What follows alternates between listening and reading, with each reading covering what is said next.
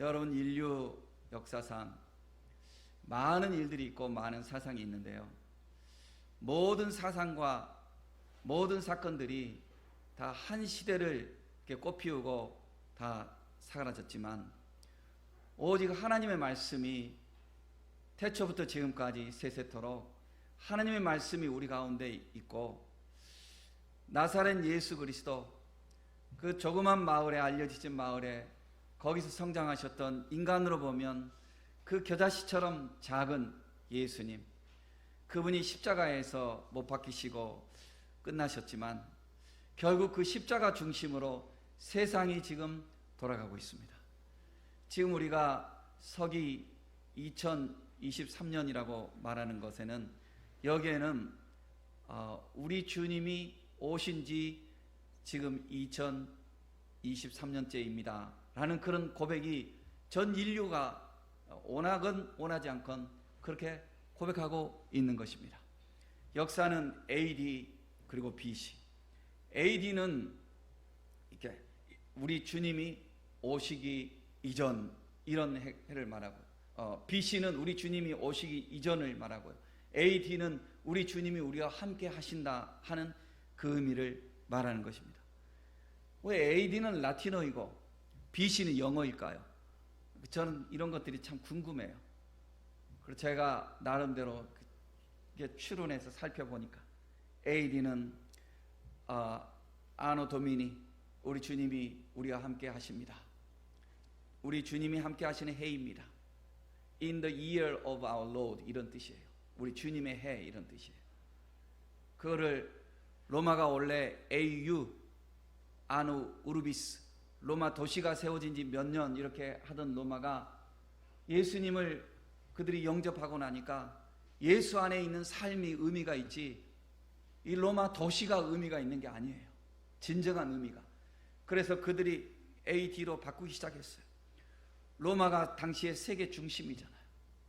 그래서 로마 중심으로 세상이 바뀌어져 가잖아요. 그래서 그들이 역사를 기록할 때 AD라고 썼어요. 복음이 유럽으로 전달이 되고, 유럽 중심에 해가 지지 않는 나라가 영국이 됐잖아요. 영국은 수많은 나라에 선교사님을 파송하고, 그래서 영국에서 이제 세계 중심이 로마에서 영국으로 이렇게 또 갔지 않습니까? 그 사람들이 그럼 예수님 오시기 이전의 역사는 뭐지?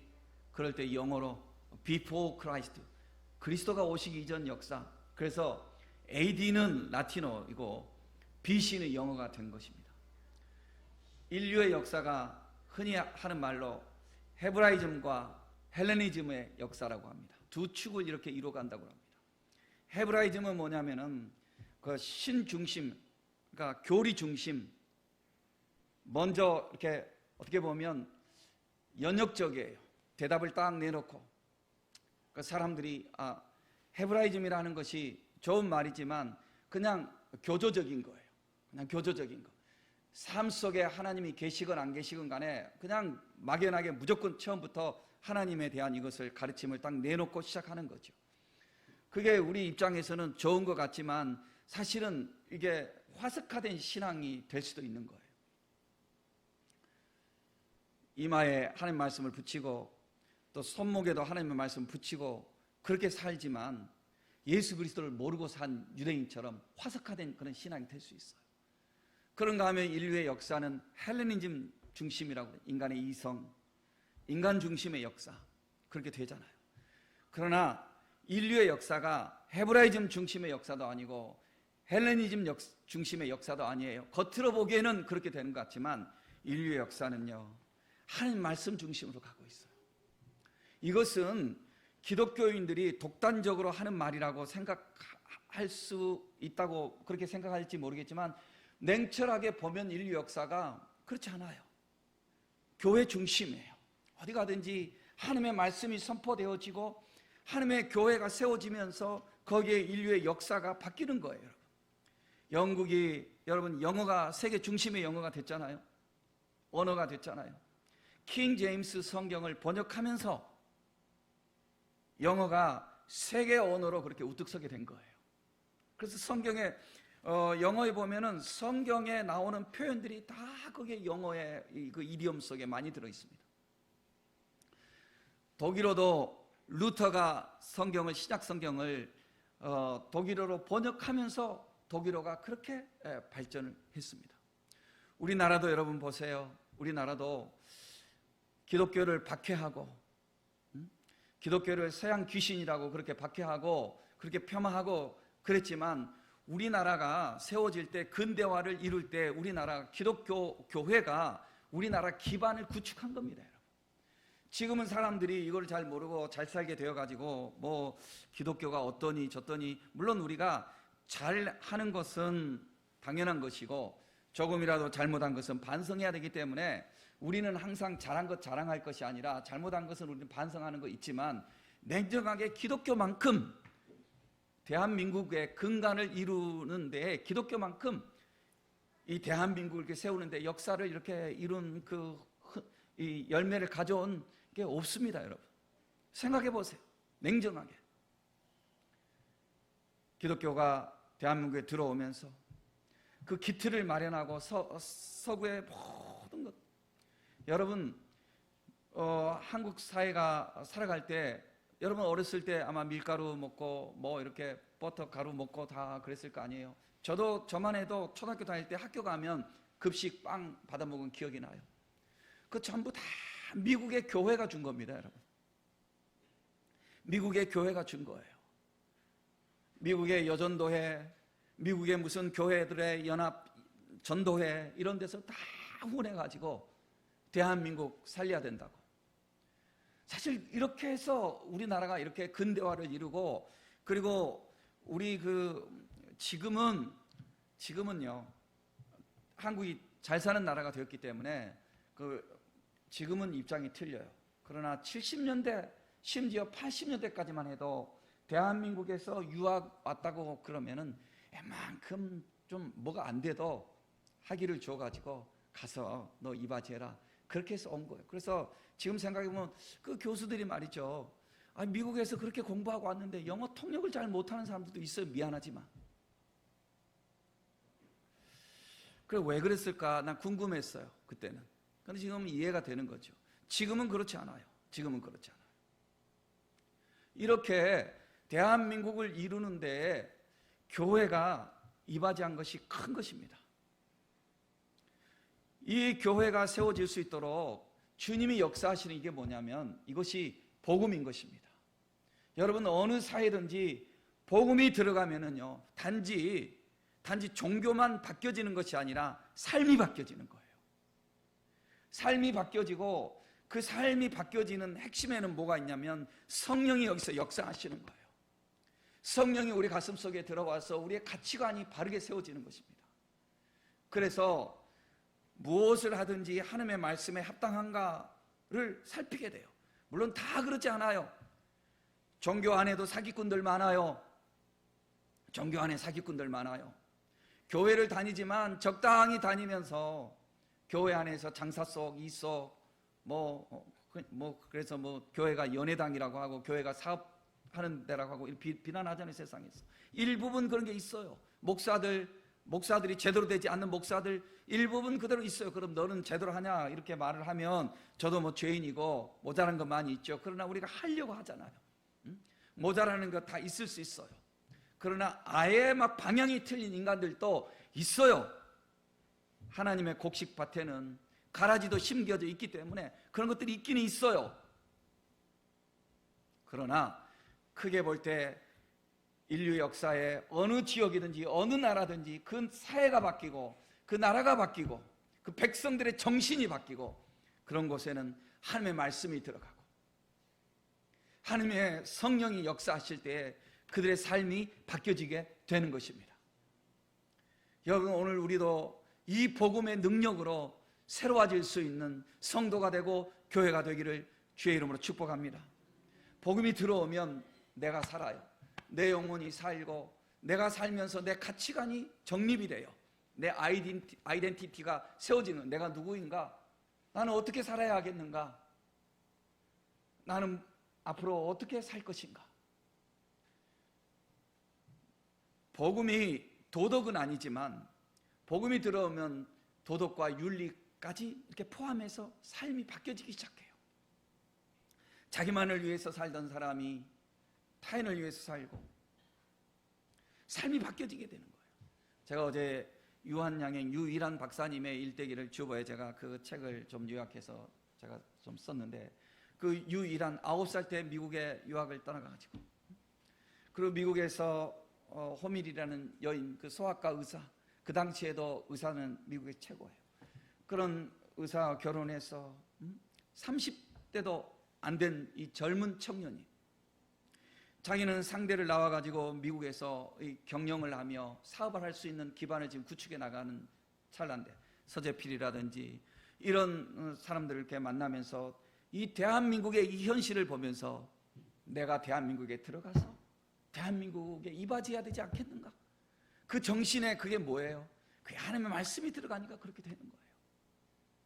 그래서 나중에 그분이 의약품을 많이 가져와서, 자기 부인이 소아과 의사니까 의약품을 많이 가져와서 한국이 열악하니까 귀국할 때 의약품을 가져올 만큼 많이 가져와서 이바지하려고 그렇게 하면서 결국 유한양행을 세우게 된 거예요. 그 유한양행을 세웠는데 1967년 군사정권 아니에요. 세금을 많이 거두려고 자원에서 1년에 3억씩, 그 당시에 67년도에 3억이면 여러분 어마어마한 돈 아니에요. 자원에서 3억 헌금을 내는 이 회사가 뭔가 더 감춰져 있어서 돈이 더 있을 것 같다고 해서 세무조사를 철저하게 했는데, 며칠 걸려서 세무조사를 철저하게 했는데 돈 1원도 이렇게 헛되게 나간 곳이 없고, 이중장부도 없고, 당시에 모든 회사들이 어떻게 보면 관행했다고 합니다. 없고. 그래서 털어도 털릴 게 없으니까, 그러면 혹시 약품 속에 혹시라도 함량 미달이 있는지 살펴라. 그래서 흠을 잡아서 돈을 더 끄집어내려고. 그런데 아무 이상이 없다는 판정을 받았습니다. 그래서 유한양행 그 유일한 박사에 대해서 사람들이 존경하게 되고, 이분이 누구인가, 도대체 이분이 누구인가? 이분은 크리스찬이에요. 이분은 크리스찬이에요. 영어 애들 찬양에 I am a CHRISTIAN 이런 찬양이 있어. 나는 그리스도인이다. 나는 그리스도인이다. 나는 그리스도인이다. 여러분, 복음이 들어오면 내 자신의 삶이 바뀌고, 나를 만나는 사람에게 영향이 주어지고, 내 가정이 바뀌고, 이 복음의 능력에 사로잡히면 그런 성도가 있는 교회가 바뀌고 그 사회가 바뀌는 것입니다. 우리도 제대로 된 복음의 사람이 될 수 있기를 주의 이름으로 축복합니다. 제대로 된 복음의 사람 목사가 되고, 제대로 된 복음의 사람 여러 성도들이 되시기를 주의 이름으로 소원합니다. 복음의 능력이 들어와야 되겠습니다. 그럼 달라집니다. 복음이 들어오면 내가 살고 내 환경이 바뀌어지게 되는 것입니다. 미국 시카고에 제니라는 소녀가 있었는데, 여러분 요즘 외모 지상주의라고 그러잖아요. 여러분, 우리가 지나가는 이야기지만 외모를 가지고 우리가 어떻게 사는 건 아니지만, 그러나 외모는요, 건강한 외모는 우리가 노력해야 된다고 생각합니다. 건강하고 깔끔하고 이거는 우리가 노력해야 된다고 생각합니다. 그러나 생긴 것 가지고 인격을 판단할 수는 없는 거죠. 제니가 너무 못생겼어요. 그래서 별명이 코끼리라고 하고요. 너무 못생겼어요. 그래서 이 제니는요, 하도 따돌림을 당하고 그래가지고 자기는 3번이나 죽으려고 이렇게 했어요. 안 좋은 이야기지만 3번이나 생을 마감하려고 이렇게 우울하게 그렇게 했는데, 이 제니가 시카고에 있는 그 해몬드 교회 집사님을 만났어요. 우리 같으면 집사님 만나요. 집사님이 제니에게 복음을 넣어줬어요. 제니야, 예수님이 너를 사랑한단다. 제니야, 우리는 하나님의 형상을 입은 사람이란다. 예수님이 너와 나를 위해서 십자가에 못 박혔어. 그리고 예수님이 사흘 만에 부활하셨어. 우리는 이 세상 잠시 살다가 천국에서 주님과 같이 그 영생의 나라에서 변화된 모습으로 살 수 있단다. 제니에게 복음을 전했습니다. 제니가 이 복음을 받아들이고 제니의 가슴이 뜨거워지기 시작했습니다. 여러분, 이것도 저것도 때로는요, 이것도 할 게 많고 저것도 할 게 많은 사람은요, 올인하지 않는 경향이 좀 있어요. 제니가 죽으려고 했던 제니, 복음에 올인했어요. 여러분, 복음에 올인할 수 있는 성도들이 되어야 해요. 저에게도 하는 말이에요. 복음에 올인해야 돼. 제니가 복음에 올인하고 오니까 성령의 충만함이 임한 거예요. 그래서 그 교회에서 제니에게 주일학교 선생님을 맡겼어요. 주일학교 선생님을 맡기니까 제니가 얼마나 기도하고 얼마나 열심히 하는지 주일학교가 8명을 맡겨줬는데 이게 480명까지 막 불어나는 거예요. 엄청나죠? 그리고 이 제니가 거기에 기폭제가 된 거예요. 시카고 교회는 지금도 3천 몇백 명 주일학교가 모여요. 거기에 그 해몬드 교회가, 시카고에 있는 해몬드 교회가 그 지역 전체 해봤자 인구가 5만 명밖에 안 된답니다. 그런데 어떻게 3천 몇백 명이 모이나요? 멀리서도 차 타고 온답니다, 사람들이. 그래서 세계에서 주일학교가 제일 크게 부흥하는 곳이 시카고의 해몬드 교회라고 합니다. 여러분, 복음이 들어오면 달라지는 거예요. 그러니까 여러분, 우리도 다른 이야기 하지 말고, 여러분 이 교회에 오실 때마다 근사한 주차장 없어요. 이 3층 엘리베이터 세우면 빨리 세우면 좋겠지만 엘리베이터 아직 못 세우고 있어요. 걸어오실 때 참 얼마나 참, 저도 어떤 때는요 이 4층에까지 옥상에까지 몇 번 왔다 갔다, 토요일 날이나 금요일 날 저도 교회 선포교회에서 왔다 갔다 하잖아요. 한 5번 정도 왔다 갔다 하면 아이고 우리 권사님들 여기 올라오실 때 좀 지치시겠는데, 다리 아프시겠는데, 이런 생각이 들더라고요. 여러분, 우리가 이런 여러 가지 있잖아요. 그러나 정말로 우리가 힘써야 될 게 뭐냐면요, 정말로 우리가 힘써야 될 게 은행 빚도 있고 저도 우울할 때 많아요. 그러나 내가 그때마다 정말로 주님 앞에서 우리가 각성하는 게 뭐냐면, 새로워져야 될 게 뭐냐면, 따라합시다. 복음의 능력에 우리가 사로잡힐 때에 하나님의 역사가 일어나게 되는 것입니다. 바울이 3차 전도 여행을 하면서 고린도 지역에 머물게 됐어요. 성경에서는 고린도 지역을 아가야 지역이라고 하고 또 헬라 지역이라고도 해요. 고린도 지역에서 한 3개월 머무는 동안에 바울이 로마서를 쓴 거예요. 바울은 아직 로마에 가지 않았어요. 로마에 성도들이 있다는 걸 바울이 알고 있어요. 바울은 로마에 있는 성도들이 정말 교회는 다니는데, 정말 우리처럼 쉽게 말하면 우리가 볼 때 교회는 다니는데 저 사람들이 정말 하나님의 말씀에 사로잡혀 있을까? 정말 저 사람들이 성경의 충만함에 확신하게 그렇게 붙들려 있을까? 아니면 그냥 관습으로 교회 나오고 이것도 하고 저것도 하면서 그저 살아가면서 보험 여기 하나 들고 하듯이 그냥 교회 나오는 그런 사람들일까? 정말 저들이 예수 그리스도가 자신의 생명이요 구주요, 저들이 천국을 확신하는 성도 맞을까? 바울은 그들에게 이 사실을 전하고 싶었어요. 그래서 바울은 로마에 너무 가고 싶었어요.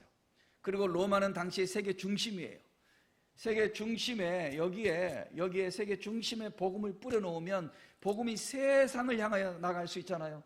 바울이 이것을 다 알건 모르건 성령의 사람이기 때문에 우리는 때때로, 여러분, 우리의 인생을 우리가 다 알고 계획하고 하는 것 같지만 그렇지 않아요.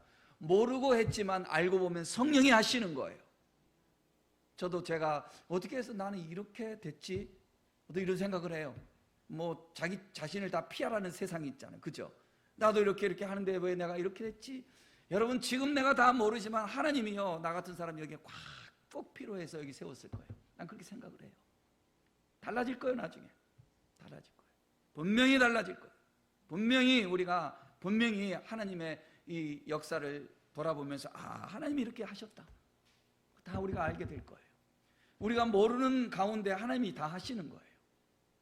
바울이 로마에 이렇게 가는데, 로마를 통해서 세계에 복음이 전파되는 것을 바울이 다 알았든지 몰랐든지, 바울이 성령의 인도를 받기 때문에 바울이 지금 그렇게 해요. 바울이 로마에 가기 위해서 이 편지를 쓰는데, 편지를 써서 베베라는 여자 집사님, 요즘으로 하면 그 여자 집사님을 통해서 로마에 있는 성도들에게 이 편지를, 옛날에는 인터넷도 없고 직접 가지고 가잖아요. 편지를 갖다가 이렇게 줍니다. 그게 로마서예요. 이게 로마서예요. 여기에는 내가 여러분에게 빨리 가고 싶습니다. 가서 나는 여러분에게 하나님의 복음을 전하고 싶습니다.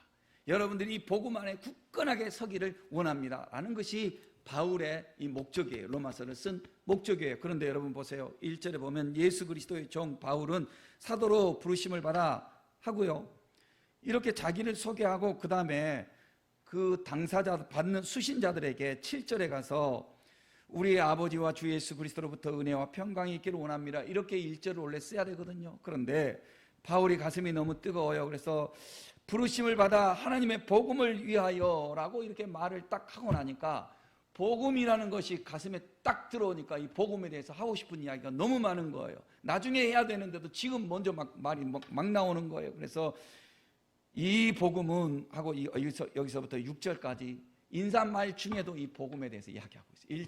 2절부터 6절이 삽입된 거예요. 복음에 대한 이 부수 설명을 하는 거니까 바울은 복음에 대해서 말하고 싶은 게 너무 막 충만한 거예요.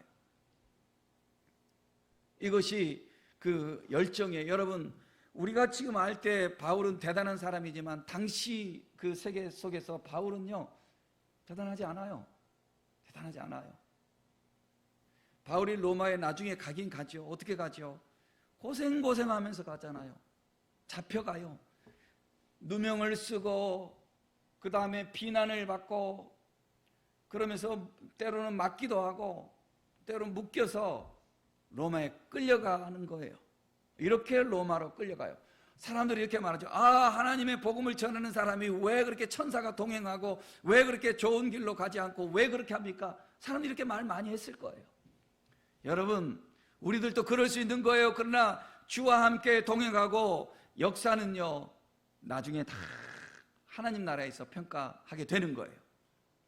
하나님 나라에서 옛날 목사님들이 말씀하신 것처럼 개털 모자도 못 쓰고 있을 사람도 있고요, 세상에서 아무리 화려하게 살았어도요 하나님 나라에서 금과 진주 그 황금 집에 살 사람도 있는 거예요. 하나님 나라에서 하시는 일이에요.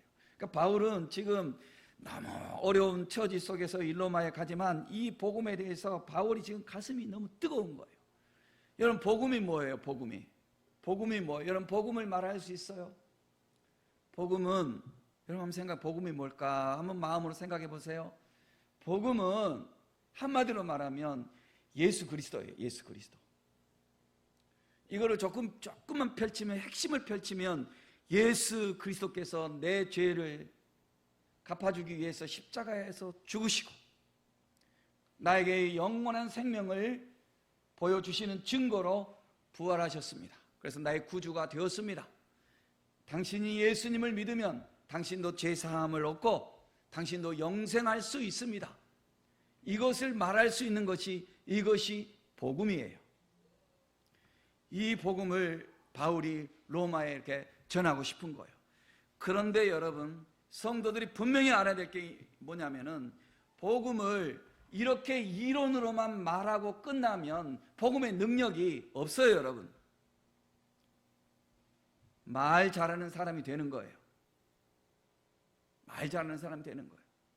누가 복음을 몰라요? 다 말하지 복음을. 그러나 복음을 말하면서도 천국을 말하면서도 세상에 관심이 많잖아요. 영생을 말하면서도 내 육신에 대해서만 욕심이 가득 차 있잖아요. 천국에 저축하라 하나님의 말씀은 이렇게 하지만 내 주머니를 채우려고 하잖아요. 그러니까 이중적인 거죠. 그거는 복음을 말하지만 복음의 능력대로 살지 않는 사람의 전형적인 모습이에요. 그런 사람이 천국에 있을지 없을지는 나중에 가봐야 하는 거예요. 복음의 능력을 아는 사람은 자기 삶 속에 복음이 흔적, 열매가 있어야 하는 거예요.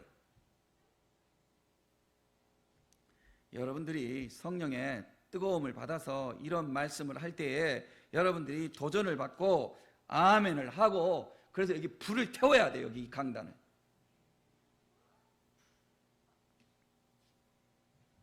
복음이 들어오면 내 영혼이 구원받는 것, 여기서 시작을 하지만 내 삶이 바뀌는 거예요. 로마서 말씀이 16장으로 지금 구성되어 있잖아요.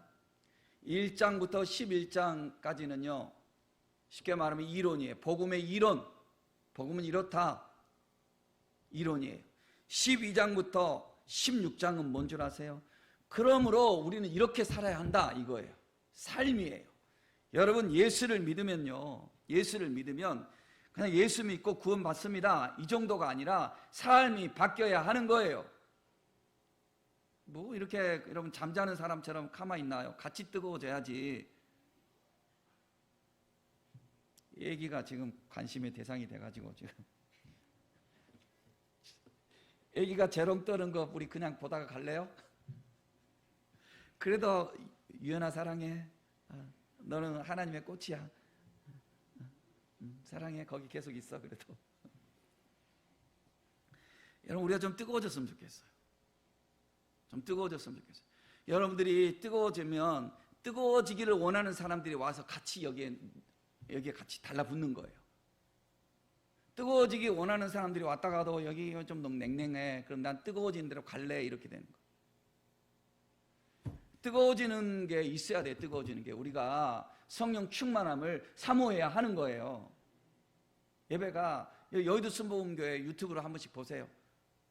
그 목사님 설교하고 내 설교하고 뭐 그 목사님 뭐 잘한다고 합시다. 예? 잘한다고 합시다. 그래야 마음 편하겠지. 뭐 또 그게 사실이겠지. 뭐. 예. 그분이 하나님은 지금 이 자리에 함께 하십니다. 이렇게 말씀하잖아요. 그럼 성도들이 어떻게 해요? 이렇게 안 하고 아멘 하잖아요. 같이 막 그러니까 새신자 왔다가 같이 뜨거워지잖아요. 뭐 여러분들이 막 사장님이라고 그냥 그래 그러시죠. 저도 지쳐요. 같이 가야지. 달라져야 돼. 달라져야 돼. 허리끈 팍 묶고 교회 올 때 뭐 이렇게 뭐 너무 이쁜 옷 입으려고 하지 말고 그냥 편한 옷 입고 오셔가지고 다 그렇게 하지 마. 딱 와가지고 허리끈 딱 있다가 아멘 탁 하시고 이래야 돼. 그래야 이게 교회가 달라지는 거예요. 복음이 들어오면요 삶의 열매가 나타나야 돼요. 일부러 그러는 것이 아니라 그렇게 사니까 그렇게 달라지게 되어 있는 거예요. 바울이 로마에 이렇게 복음을 전하잖아요. 가서 바울이 나중에 끌려가가지고 어떻게 하냐면 처음에는 자기가 죄수의 몸으로 끌려갔으니까 거기 옥문을 지키고 하는 황제에게 자기가 뭐라고 그러죠? 재판해 달라고 자기가 그 송장을 이렇게 신청을 했거든요. 그러니까 바울은 로마 시민권자예요. 당시에 로마 시민권자라고 하면요 대단한 거예요. 대단한. 그런데 바울은 자원에서 로마 시민권의 유세를 떨지 않고 바울은 그저 평범하게 그렇게 했던 거예요. 당시에 로마가 어떤 사회냐면 인구 4명이 있다고 합시다. 네 사람이 있어요. 뭐 네 사람이 있으면 로마 시민권자 1사람, 그 다음에 2명은 노예, 1명은 이것도 저것도 아닌 자유인. 예. 그럼 생각해 보세요. 로마 시민권자면 집집마다 노예가 있는 거예요. 최소한 1명 내지 2명 있는 거예요. 많은 사람은 더 많고. 이런 사회예요. 바울이 죄수의 몸으로 황실 감옥에 처음에 갔어요. 그러니까 누가 찾아와요? 황실에 있는 사람들이 찾아와요. 바울에게 공부도 많이 한 바울, 그리고 무슨 새로운 소식이 있나 해서 듣고 싶어서 이 사람들에게 바울이 죄수의 몸으로 복음을 전하는 거예요. 그리고 처음에는 또 풀려나서 연금된 상태에도 있었어요. 사람들이 찾아와요. 바울이 그들에게 복음을 전하죠. 바울이 편안한 인생을 살지 못했어요. 바울은 성경에서는 검증되지 않지만 기독교 교회사에서 흔적이 미미하게 발견되는데 스페인까지 가서 복음을 전했어요. 로마에 머무는 동안. 그렇게 보는 것이 교회사의 그 진단이에요. 그런데 로마에 사건이 일어났어요. 67년도에 네로 황제 때에 로마가 불바다가 됐잖아요. 여기에 대해서는 여러 가지 뭐 이론이 있는데 불이 왜 일어났는지에 대한 이론 여러 가지가 있죠. 여러 가지 있는데 일단 로마가 불바다가 돼가지고 네로 황제가 위기에 몰렸어요. 정치적인 위기에 몰렸어요. 이 네로가 기독교인들에게 이 책임을 전가하는 거죠. 기독교인들이 불냈다 이렇게 하는 거죠. 그래가지고 기독교인들을 잡아 죽이는 그런 핍박이 왔어요. 코바디스 도미네 그 영화에 보면 베드로가 도망가다가 예수님을 만나잖아요. 예수님 만나서 주여 어디로 가시나이까, 이게 코바디스 도미네 뜻이라고 하잖아요. 주님이 네가 도망가는 로마로 내가 다시 가서 나는 십자가에 못 박힐래. 그러니까 베드로가 주님의 마음을 알고 도망가지 않고 로마에 가서 순교를 당한다는 그런 내용이잖아요. 실제로 이거는 역사적으로 이렇게 검증해서 만든 영화잖아요. 이때에 바울도 같이 순교를 당합니다. 바울도 순교를 같이 당해요. 그렇게 바울의 인생이 그렇게 끝났어요. 로마가 기독교를 완전히 집어삼킨 거죠. 교회는 지하로 들어갑니다. 교회는 지금도 성지순례 가는 사람들, 갔다 온 사람들, 저는 책으로만 봤지만 카타콤, 지하 동굴, 지하 무덤이라는 뜻이거든요. 로마가 뭘 파내요, 그죠? 자갈을 파내고 모래를 파내요. 도로를 만들고 이게 집을 짓기 위해서. 근데 그 땅은 이렇게 흙을 파내면 그대로 굳는 땅이에요. 특이한 땅이에요. 그래서 그것이 거미줄처럼 땅속에 굴이 많아요. 교인들이 박해를 피해서 땅속으로 들어가서 살아요. 교회가 무려 250년 동안 지하 땅속에 있었어요. 잠깐 나올 때도 있었지만 길게 전체 기간으로 보면 대략 250년 동안 땅속에 있었어요. 교회는 완전히 삼켜진 바 되었어요. 우리가 흔히 그 물고기 마크, 한동안 자동차에도 물고기 마크 이렇게 붙이잖아요. 그게 물고기가 헬라어로 익디우스인데, 이것은 헬라어로 익디우스를 그 첫 글자 나오는 거 있잖아요. 글자들 하나하나 요거를 따면 예수 그리스도는 하나님의 아들이요 우리의 구세주이십니다. 이것을 한 글자 한 글자 따니까 익디우스가 만들어진 거예요. 그래서 그 지하에 숨어서 사는 사람들이 밖에서 서로 만나면서 여기다 물고기를 이렇게 딱 그리면, 이렇게 그리면, 아, 당신도 예수 믿군요. 당신도 예수 믿군요. 그래서 서로 협력하고, 안 믿는 사람들 못 알아들으니까. 이게 그래서 나온 거예요. 그렇게 험난한 시절을 살았어요. 그런데 이 사람들이 그저 예수 믿고 천국 가는 삶으로만 산 것이 아니라 삶이 달라진다니까. 아까 우리가 유한양의 유일한 박사 이야기도 했지만 예수 믿으니까 다른 거예요. 삶이 다른 거예요. 예수 믿으니까 욕심내지 않아요. 아니, 사업을 했어도 그 사업한 재산을 사회에다 환원하잖아요. 사업을 했어도 세상에서 사업을 했어도 그렇게 살잖아요. 사업을 했어도 그가 그리스도인이기 때문에. I am a Christian. I am a Christian. 여러분, 이게 얼마나 중요한 여러분 도전의 말인지 몰라요. 여러분도 그렇게 사셔야 돼요. 너도 그렇게 살아라. 목사요, 당신 그렇게 살아라 할 게 아니라 성도요, 그렇게 살아야 하는 거예요. 아우, 죄아가 성령으로 아멘하자. 응? 조금만 하면 어떻게 하고, 그저 뭐 이렇게 따지고 자치고 말 많고, 응? 조금 뭐 교회에서 어떻게 하자면 삐지고. 교회가 그냥 무슨, 교회가 어떤 곳? 교회가 하나님의 집이에요. 하나님이. 교회가 하나님의 성전이고 성도들이 하나님의 백성들이에요. 너는 그렇게 하라 하지 마. 서로가 서로를 귀히 여기고, 교회가 이렇게 돌아가는 거, 저 사람이 저렇게 하는 거 마땅히 그냥 하는 거로 그냥 넘어가지 말고 정신 차리고 주의 복을 나도 받으리라. 나이 탓하고 무슨 환경 탓하고 하지 말고 하나님 앞에 복음의 능력이 오도록, 삶의 열매가 있도록 살자는 거예요.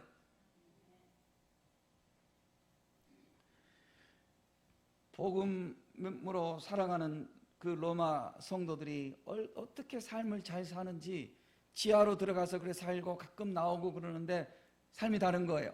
아까도 말했지만 로마 시민들이, 한 사람이 로마 시민권, 두 사람은 노예니까 얼마나 이게 풍요롭고, 얼마나 이 풍요로운 것이 절제가 되지 않으니까 삶이 너무 문란한 거예요.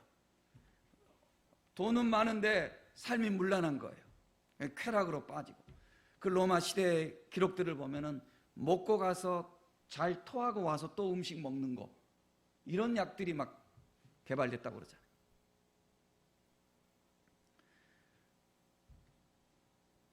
귀족들이, 기독교인들은 보니까 뭔가 다르네. 저 교인들은 뭔가 다르네. 기독교인들이 좀 있는 게 잠깐 이제 풀어질 때 기독교인 숫자가 많은 부대는 군기가 있는 거예요. 질서가 있는 거예요. 전쟁에 나가면 이기는 거예요. 다른 거예요, 여러분. 다른 거예요. 여러분, 축구에 예를 들면 축구 11명이잖아요. 11명의 메시가 와도 웬만한 실업팀이라 할지라도 조직이 잘 짜여 있는데 메시 혼자 빼고 나머지 10사람이 빈둥빈둥하면 그 팀은 안 되는 거예요. 기독교인들이 그 부대에 딱 있는데 다른 거예요. 기독교인들이 있는 곳은 다른 거예요. 여러분, 그 교회 강단에 가끔 보면은 X자하고 이렇게 P자 같은 게 이렇게 있는 걸 여러분 보셨을 거예요. 이게 뭐냐면 사실은 X자가 이거는 헬라어로 키, 그 다음에 P자가 아니라 이거는 이렇게 RH하고 K하고 같이 섞인 발음, 레, 이 발음이 나는 요 레 발음이에요. 레. 이게 뭐냐면 그리스도라는 두 글자라는 거예요. 콘스탄틴 황제가 밀비안 전투에서 그 절체절명의 상황에서 그리스도 중심으로 싸우자는 그런 이야기를 듣고 그렇게 그 깃발을 들고 나갈 때 그리스도인들의 힘과 하나님의 도움으로 그 전쟁이 이겼거든요. 그래서 313년에 콘스탄틴 대제가 교회를 자유를 준 거예요. 그런데 교인들의 삶이 그 이전에 먼저 달라진 거예요. 어떻게 달라지냐? 교인들은 뭔가 다르거든요. 교인들은 뭔가 달라. 그래서 귀족들이 우리는 이렇게 살지라도 최소한 우리 아들, 딸이 더 방탕하네. 그러면 저것들의 아들, 딸이라도 온전한 정신으로 사는 우리 후손들이 되기를 원하거든요. 이제 늙음하게라도 자기들 정신 차려가지고. 그래서 어떻게 할까 하다가 교회 다니는 자매를 어디서 구해서 며느리 삼으면 애들이 달라지는 거예요. 애들이 질서가 있고 방탕함이 사라지고 거룩함이 오니까 달라지는 거예요. 그러니까 귀족들이 이중적이에요. 겉으로는 교회를 핍박하자는 도장을 찍으면서 어쩔 수 없으니까 속으로는 어디 참한 기독교인 없을까? 그래서 참한 기독교인을 가정 집사로 데려다 놓으면 살림을 잘 살아주는 거예요.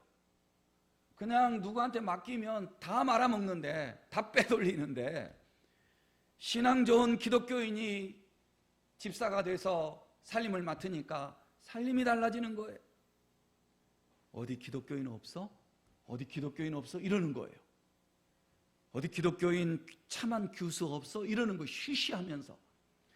그래서 나중에 슬쩍 세월이 가서 돌아보니까 모든 귀족들 집집마다 며느리들이 다 예수 믿어. 귀족들일수록 돈 있고 힘이 있으니까 어디 가서 구해오는 거죠. 그러다 보니까 자기 손자들이, 손녀들이 예수 믿는 사람들이 되는 거예요. 콘스탄틴 대제가 칼을 들어 교회를 치려고 했더니 자기 어머니가 내 목부터 치라 이러는 거죠. 자기 엄마가 예수 믿는 거예요. 자기 삼촌도 예수 믿는 거예요. 황제가 두 손 두 발 드는 거죠. 이건 교회를 인정하지 않을 수가 없다. 392년 데오도시오 황제 때에는 교회를 국교로 심지어 이렇게 할 만큼 이렇게 바뀌는 거예요.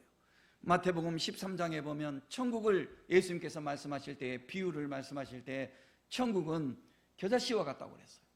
천국은 누룩과 같다고 그랬어요.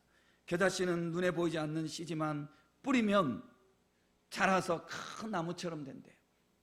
공중의 새들이 와서 깃들 수 있는 그렇게 된대요. 복음이 우리 안에 들어오면 이런 변화가 일어난다는 거죠. 그 가정에 예수를 믿으면 이런 변화가 일어난다는 거죠. 누룩은 여기서는 긍정적으로 쓰여지는 거예요. 밀가루 서말 속에 누룩이 이렇게 이스트가, 이 효모가 녹아지는 거예요. 겉으로 볼 때 누룩은 흔적도 없어요. 그러나 하룻밤 자고 나니까 가루 전체가 누룩이 원하는 대로 싹 부풀러 오르는 거예요. 밀가루가 누룩을 집어 삼켰는데 알고 보니 밀가루는 누룩이 원하는 대로 다 바뀌는 거예요. 로마가 교회를 집어 삼켰지만 로마가, 교회가 주의 말씀이, 주님이 원하는 대로 바뀌는 거예요. 세계는 로마로라는 그런 말이 있잖아요. 이렇게 해서 세계로 주의 복음이 증거가 되는 거예요. 이렇게 해서 이 복음이 오늘 우리까지 오고 주일날 이렇게 휴일이 된 것도 로마의 영향이에요. 로마가 가져다 준 모든 그런 환경 체제를 교회가 다 흡수했어요. 왜냐하면 로마가 기독교 국가가 되었기 때문에. 그래서 교회 역사에 보면 로마 황제가 심지어 교회 회의를 열어요. 회의를 열어요. 교회에 너무 자유를 주니까 교회가 나중에 타락해요. 왜냐하면 이젠 전에는 성직자가 되면은 죽음을 각오하고 바울처럼 언제라도 순교를 당하는 이런 자리였는데, 이제 성직자가 되고 보니까는 황제가 어서 오시오, 어서 오시오, 어서 오시오 뭐 이러거든요. 그러니까 어떻게 돼요? 자기도 모르게 성직자들이 나도 높은 자리에 갈래, 나도 높은 자리에 갈래, 대접받으러 갈래, 이렇게 하면서 교회가 좀 타락하는 거예요. 황제가 교회 회의를 주재를 하는 때도 있었어요. 여러분, 이게 물질이라는 게, 환락이라는 게 사람들을 많이 타락시키는 게 참 많아요. 그러니까 우리가 그릇이 돼야 돼요. 그릇이 돼야, 물질을 많이 주셔도 그릇이 딱 돼서 나갈 때 하나님이 계속해서 주시는 거예요. 제가 볼 때 우리 성도님들 앞장서서 충성하고 나가시는 가정들이요, 그런 가정인 것 같아. 여러분, 크게 주께서 복을 주시고 여러분 집안을 하나님께서 크게 세워주시고 후손들을 크게 세워주시기를 예수의 이름으로 축복합니다. 이 다른 분들도 누구를 향해서 저렇게 목사님 축복하나 그렇게 막 계산하지 말고 내가 그 축복을 받아야지 하고 그 자리에 오실 수 있는 성도들 되시기를 주의 이름으로 축복합니다. 여러분 한번 돌아보세요. 자신을 돌아보세요. 우리는 다 예수 그리스도가 내 구주라는 것을 믿는 성도예요. 복음을 이론으로 알고 있어요. 1장부터 로마서 11장까지 말씀에 대해서 알고 있어요. 쉽게 말하면 이론으로 모른다 할지라도 그냥 크게 볼 때 예수님이 내 구주라는 걸 믿으면 그렇게 안다고 합시다. 아는 사람이에요. 아는 것으로 끝나지 않아요. 절대로 아는 것으로 끝나지 않아요.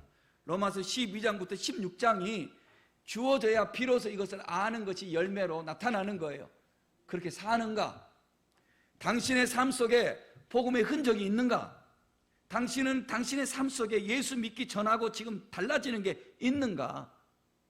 여러분 한번 적어보세요. 마음으로 적어보세요. 뭐가 달라졌지? 시간 달라졌을 거예요. 그죠? 교회 오니까. 또 물질 어떻게 달라졌을 거예요. 조금이라도. 또 정직성 어떻게 달라졌을 거예요. 또 이웃을 사랑하고 또 삶을 어떻게 살아가고 어떻게 달라졌을 거예요. 조금이라도. 그러나 확실하게 달라져야 돼요. 우리가 확실하게. 유행가도 확실하게 뭐 하라고 그러잖아요. 사랑은 확실하게 하라고 그러잖아요.